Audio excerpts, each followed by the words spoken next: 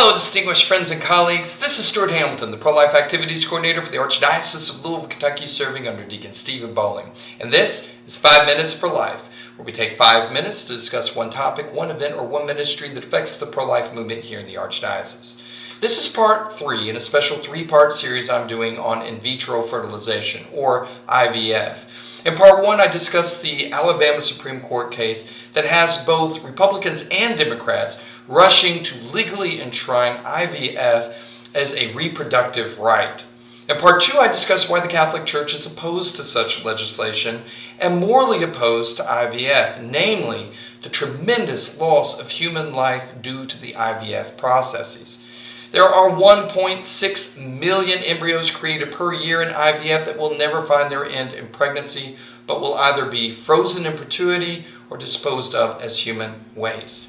But that may be the most obvious reason to oppose IVF. It's not the most essential or theologically fundamental reason the Catholic Church opposes IVF, and that's what we're going to discuss in this video. And to do that, we're going to discuss the sacramental meaning of the sexual act. And let's start at the level of biology. What is sex for biologically? Well, obviously reproduction, right? But not just reproduction, because in the sexual act, there's a tremendous amount of hormones released that emotionally bind the couple together and emotionally bind the couple to their offspring. So it seems that sex on the merely biological or animal level is not only about reproduction and offspring, it's about staying together as a couple to raise your offspring.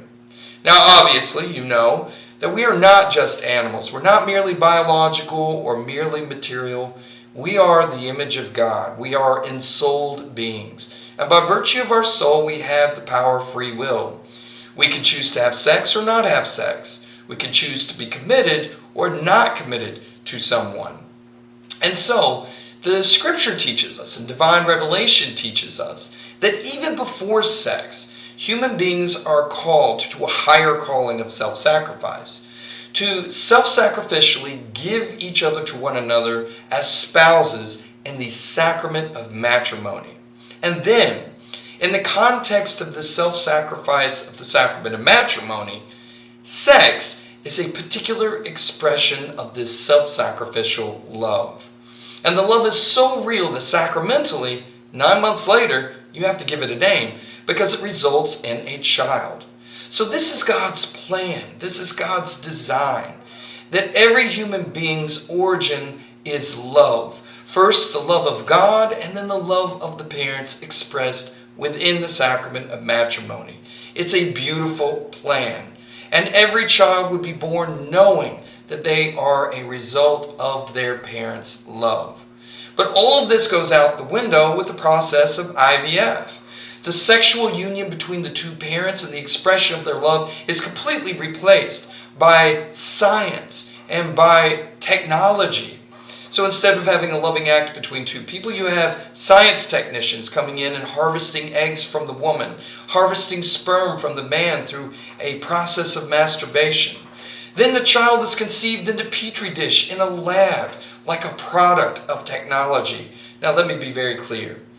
All of these embryos are made in the image of God. They have the same dignity as every other human life. But that's the whole point. Fundamentally, IVF treats the image of God like that it isn't special. It doesn't have dignity. It's just a product to be created, disposed of, or sold as the lab technician chooses to do so. And once human life is treated like a product, it can be sold to anyone, not just married couples. It could be unmarried couples or thruples, or a woman who hates men and never intends to get married, or to men, or to women, or trans couples. And also it leads to all of these unnatural situations, like screening the embryos for certain defects, or for sex selection, or surrogacy, or even sperm donation. There are stories of men who donated so much sperm that he fathered literally hundreds of children in a given area.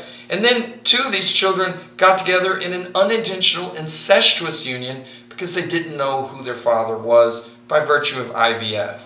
All of these unnatural situations find their root in the first unnatural situation. that the loving act of the two parents has been completely replaced by an act of technology. So what does that mean? Does that mean that couples who cannot conceive naturally just have to grin and bear it? No.